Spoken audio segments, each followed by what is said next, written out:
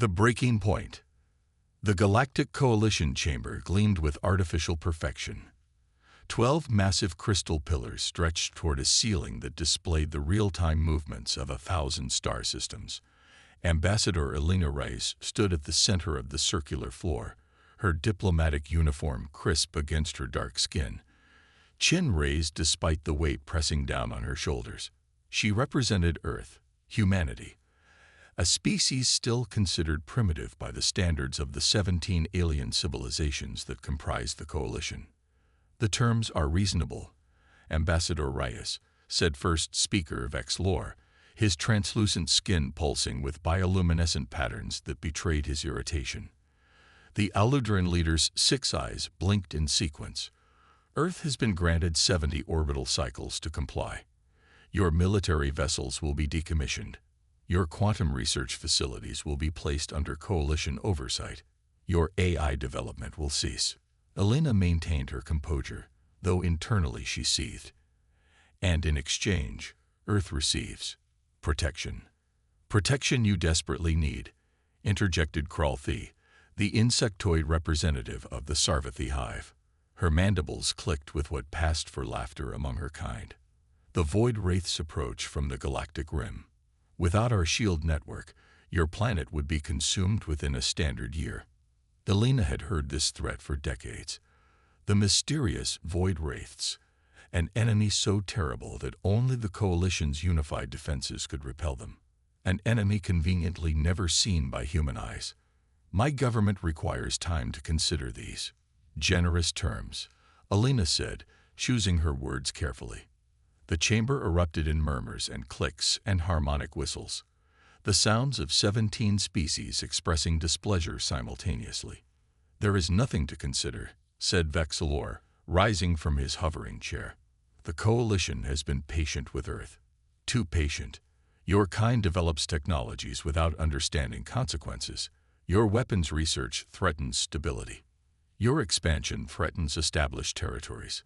Elena recognized the shift in tone. This wasn't negotiation. It was dictation. 3 days, she said firmly. "Earth requires 3 days to form a proper response." The first speaker's skin flashed crimson, a warning sign. 1 day. "The coalition's patience ends tomorrow." As Elena's shuttle departed the coalition's massive space station, she activated her secure quantum communicator. "Mr. President, it's worse than we thought. They're not looking for cooperation. They want subjugation." President Liu's hologram flickered before her, his weathered face grim. "We suspected as much. Did you plant the surveillance devices?" "Yes, sir. All 5 locations." "Good. Return immediately. We may have less time than we thought." Back on Earth, deep beneath the Rocky Mountains, Elena stood in the war room surrounded by humanity's highest military and political leaders. The mood was somber as they watched holographic projections of conversations recorded by Elena's hidden devices. "Play it again," ordered President Liu. The image of Vex Lore appeared, speaking to the Sarvathi representative. "Once we have control of their quantum facilities, we can begin the harvest. Humans have an unusual ability to manipulate dimensional fields. Their brains are unique. The processing power will triple our computational capacity." "They intended to use us," whispered Defense Secretary Yamamoto. "The protection was a lie." "Not just use us," Elena clarified, her voice tight. "Farm us." The oversight they demanded would have given them access to millions of human minds. Admiral Chen, head of Earth's Space Command, stepped forward. "Sir, Protocol Prometheus is ready. The fleet awaits your command." The president looked around the room, at the faces of humanity's leaders. "We tried peace. We tried diplomacy. We've been reasonable." He took a deep breath. "They leave us no choice. Initiate Protocol Prometheus." Across the solar system, hidden bases activated. Orbital platforms that had masqueraded as research stations revealed weapon systems. Ships that had appeared primitive to coalition scanners dropped their camouflage fields, exposing hulls of advanced alloys and weapon ports housing technology the coalition believed impossible for humans to possess. For 50 years, Earth had presented a facade of technological inferiority, while secretly preparing for this moment. Humans, paranoid by nature, and with a history of warfare spanning millennia, had never truly trusted the Coalition's overtures of friendship. The first strike came at the Coalition's fuel processing center in the Ta City system.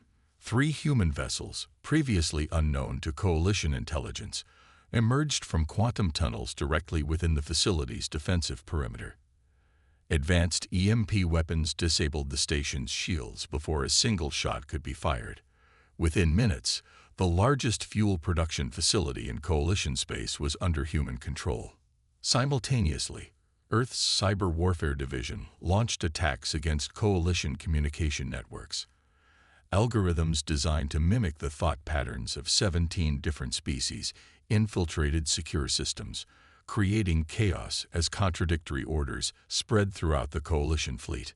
On Earth, Elena watched the tactical displays with a mixture of pride and regret. They never believed we could be a threat. That was their mistake. No, said President Liu quietly. Their mistake was threatening our freedom. Humanity doesn't respond well to ultimatums. The Coalition's response was predictably furious, but surprisingly disorganized. Ships converged on Ta City only to find the human forces already gone, having extracted critical technology and destroyed what they couldn't take. When Coalition forces targeted Earth, they discovered a planet protected by defense systems far beyond what they had believed possible. Within 24 hours, humanity had seized control of 7 key Coalition facilities and disabled 3 major fleet groups. Not through superior numbers. Humans were vastly outnumbered, but through tactics that no Coalition strategist had anticipated. Humans fought like no other species, embracing chaos, taking impossible risks, sacrificing strategic positions for long-term advantages that only became apparent hours later. On the second day, First Speaker Vex Lore demanded an emergency session with human representatives. His hologram appeared in Earth's war room, skin pulsing with patterns of rage and disbelief. "This is madness," he shouted. "You cannot hope to defeat the combined might of the Coalition. Surrender now, and perhaps your species will be spared." President Liu stepped forward. "We are not seeking your defeat, First Speaker. We are demonstrating that humanity will not be subjugated. We have captured your communications. We know about the harvesting program. Your offer of protection was a lie." Vexilor's patterns shifted to alarm. "You misunderstand." "No more lies," Liu interrupted. "Here are our terms. Earth and all human colonies will be recognized as sovereign territory. The Coalition will withdraw all forces from human space. A new treaty will be negotiated, as equals." "Impossible," Vexilor hissed. "The Coalition does not negotiate with primitives." Elena stepped into view. "Yet here we are, holding 7 of your most critical facilities, and with targeting solutions for 23 more. Your fleets are in disarray. Your communications compromised. Perhaps you should reconsider what is impossible." The First Speaker's image flickered as he conferred with others off-screen. When he returned, his patterns had shifted to a deep blue. Resignation. "The Coalition requires time to consider these terms." President Liu smiled thinly. "You have 1 day. The same courtesy you extended to us." As the transmission ended, Admiral Chen approached the president. "Sir, Coalition reinforcements are mobilizing from the outer systems. They're gathering a force unlike anything we've seen before." As expected, Liu nodded. "They're buying time. How long until they can mount a full counterattack?" 36 hours at most. "And sir, we've detected unusual activity near the Arcturus Gateway. Ships we cannot identify." Elena felt a chill. The void wraiths. Were they real after all? Liu's expression hardened. "Whether they're real or another Coalition trick doesn't matter. We've shown we won't be bullied. Now we need to show we can't be conquered. Admiral, initiate Phase 2. Across human space, shipyards that had remained hidden beneath the surfaces of dead moons and asteroids activated. The true extent of humanity's military preparation was finally revealed, not just a defensive force, but an armada capable of bringing war to the coalition's doorstep. Humanity had hoped for peace but prepared for war. Now, the stars themselves would tremble. The price of freedom. The massive coalition armada emerged from hyperspace at the edge of the Sol system, over 8,000 vessels strong. Ships representing every member species formed a wall of destructive potential, never before assembled in galactic history. At their center, the Command Sphere, a mobile battle station housing the Coalition's Supreme Military Council, pulsed with energy as it prepared to coordinate the annihilation of humanity. High Commander Dravmore of the Tellarite Dominion surveyed the tactical display with satisfaction. The humans fought well initially, but they have exhausted their surprises. Our forces outnumber them 10-1. Their defiance ends today. Do not underestimate them again, warned Strategy Master Killeth, one of the few who had studied human warfare extensively. They prefer to be outnumbered.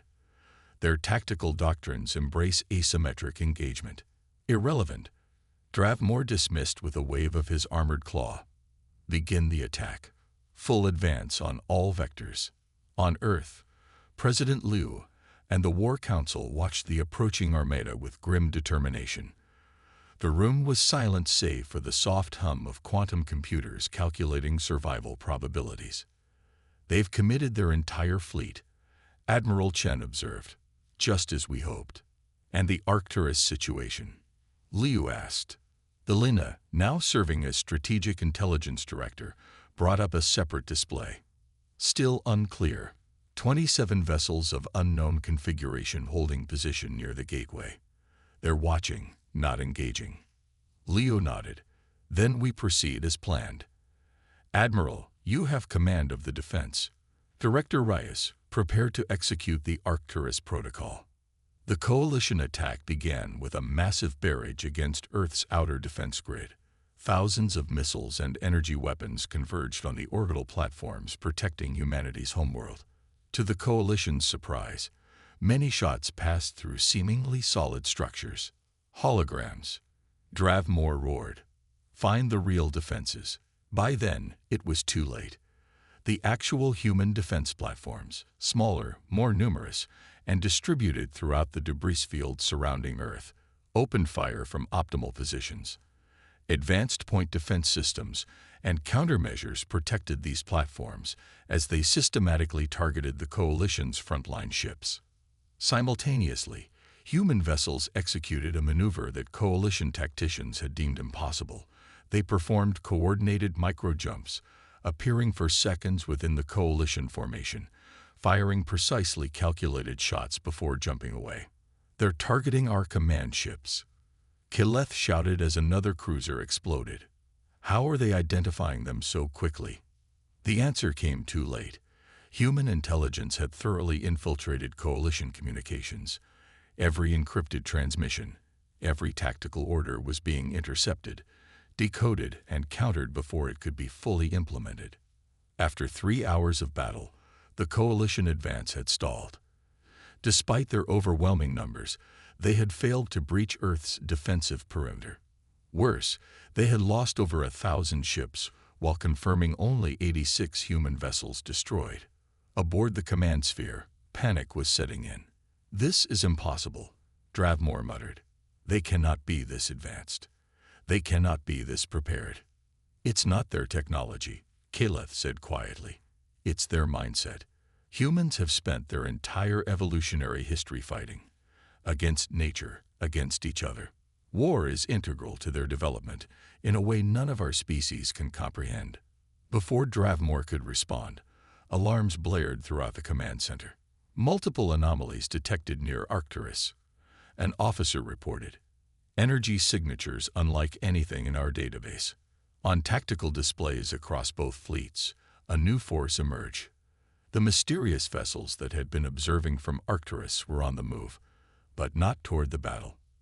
Instead, they were positioning themselves around the coalition's home systems. Alina's voice was steady as she addressed the War Council. Arcturus Protocol is active. All targets acquired. President Liu opened a channel to the Coalition command sphere. "High Commander, this is President Liu of Earth. Look carefully at what's happening near your homeworlds." The transmission showed the mysterious vessels, actually advanced human stealth ships, deploying what the Coalition immediately recognized as dimensional anchors. These devices, if activated, would seal off entire star systems from FTL travel, effectively isolating them from the rest of the galaxy.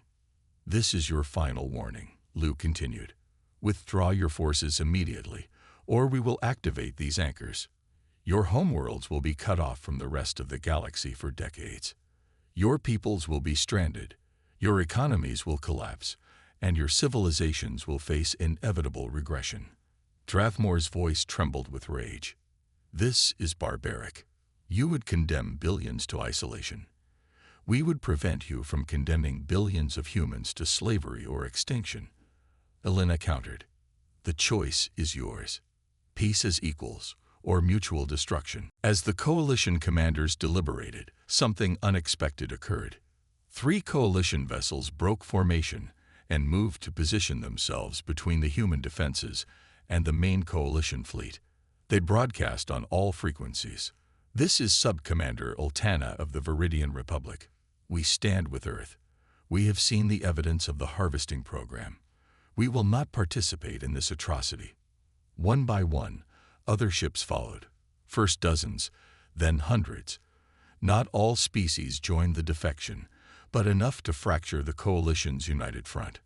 Faced with internal division and the threat of dimensional isolation, the Coalition Supreme Council finally ordered a ceasefire. Within hours, representatives were en route to Earth for emergency negotiations. The peace conference convened in the ancient halls of the United Nations in New York, deliberately chosen to remind all participants of humanity's long history of both conflict and reconciliation.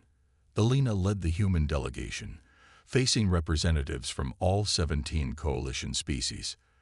"The terms are non-negotiable," she stated firmly. "Earth and all human colonies are recognized as sovereign and independent. The Coalition harvesting program is permanently disbanded.